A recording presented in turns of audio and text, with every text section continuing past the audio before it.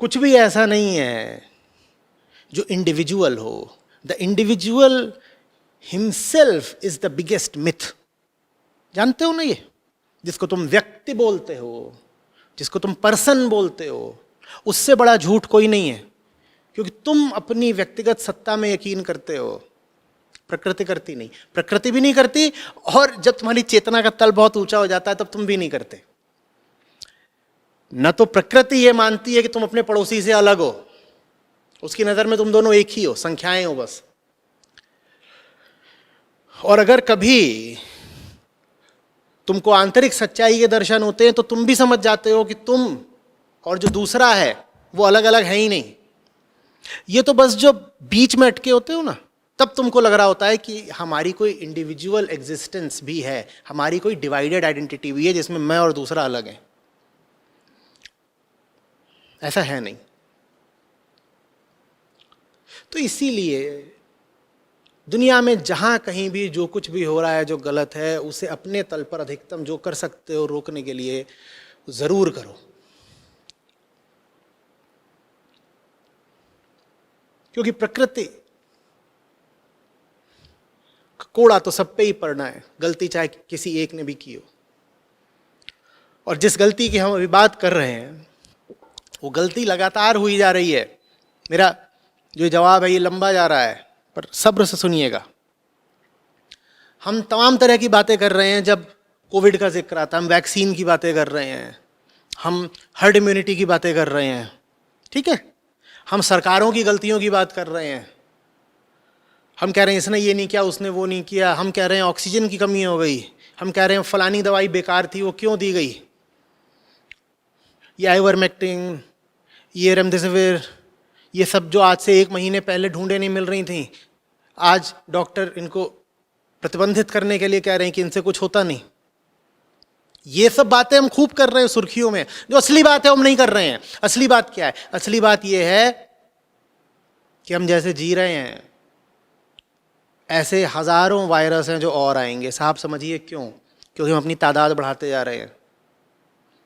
हम अपनी तादाद जब बढ़ाएंगे तो इंसान को कहां घुसना पड़ेगा रहने के लिए? जंगल में। और जब जंगल में घुसोगे तो तुम्हारा संपर्क, कांटेक्ट किससे होगा? जानवरों से। और उन जानवरों के पास हजारों लाखों ऐसे वायरस हैं जो उनके पास लाखों करोड़ों साल से हैं, जिनको वो लेकर के घूम रहे हैं। और उन वायरस का कभी इंसान से संपर्क नहीं हुआ, अब होगा। क्लाइमेट चेंज हो रहा है, ग्लेशियर पिघल रहे हैं। जानते हो ग्लेशियरों के पिघलने का एक दुष्प्रभाव क्या होने वाला है? बर्फ के नीचे, बर्फ की मोटी मोटी तहों के नीचे, कई कई मीटर बर्फ के नीचे, दर्जनों मीटर बर्फ के नीचे बहुत सारे वायरस सोए पड़े हैं। साहब वायरस ऐसी चीज होती है जिसको आप जिंदा चाहो तो जिंदा मान लो और उसे जड़ चाहो तो जड़ मान लो। आप उसको लाखों सालों तक एक डब्बे में बंद करके रख सकते हो। वायरस बैक्टीरिया नहीं होता। वायरस के बारे में ये कहना ही बहुत मुश्किल है कि वो एक जीवित जंतु है या जड़ पदार्थ है। उसे केमिकल की तरह भी ट्रीट कर सकते हो, उसे लिविंग ऑर्गेनिज्म की तरह भी ट्रीट कर सकते हो। तो बर्फ के नीचे न जाने कितने तरह के वायरस सोए पड़े हैं। सोए पड़े माने डॉर्मेंट, इनएक्टिव पड़े हैं। ये जो क्लाइमेट चेंज हो रहा है, जो हमारी और आपकी भोगवादिता का, कंजम्पशन का नतीजा है, वो उस बर्फ को पिघला रहा है। और वो सब वायरस वहां से अब बाहर आकर सक्रिय होंगे, जंगल से बाहर आएंगे, बर्फ से बाहर आएंगे। क्यों? क्योंकि हमारे जीने का तरीका गलत है। क्यों? क्योंकि हमें सिखाने और पढ़ाने वालों ने कुछ बहुत गलत बातें हमें बता दी हैं। उन्होंने हमें बता दिया जितना भोगोगे तुम उतने ऊंचे आदमी कहलाओगे। उन्होंने बता दिया कि जीवन का लक्ष्य ही हैप्पीनेस है। और हैप्पीनेस का क्या मतलब है? और भोगो और भोगो और भोगो। हमें यह बता दिया गया है।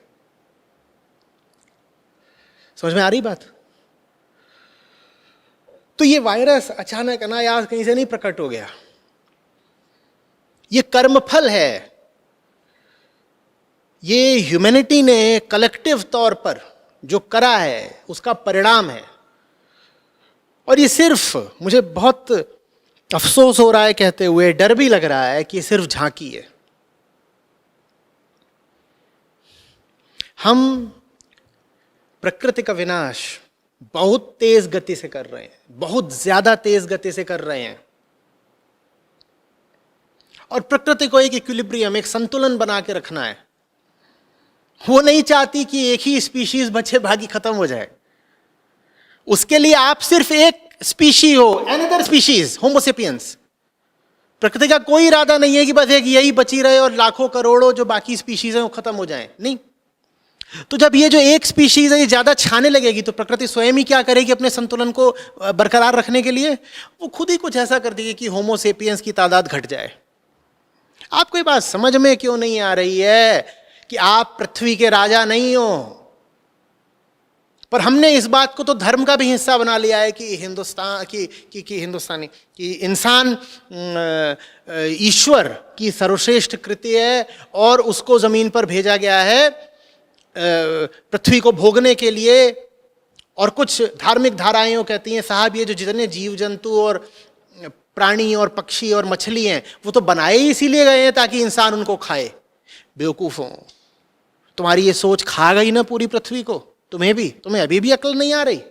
तुम्हें अभी भी लगता है कि ये जितने जीव जंतु हैं, ये मुर्गे, ये बकरे, ये सुअर, ये गाय, ये मछलियाँ, ये पक्षी, ये इसलिए बनाए गए हैं कि तुम इन्हें भोगते रहो? तुम्हें अभी भी लगता है कि जंगल इसलिए हैं ताकि तुम उनको लगातार नष्ट करते रहो? तुम्हें लगता है पहाड़ इसलिए हैं ताकि तुम उनका दोहन करते रहो? तुम्हें लगता है प्रकृति ऐसी चीज होने देगी? उसकी नजर में तुम खास नहीं हो भाई। अपनी नजर में हम बहुत बड़े बादशाह सिकंदर हैं, प्रकृति की नजर में हम सिर्फ एक शरीर हैं, और शरीर तो बराबर होता है।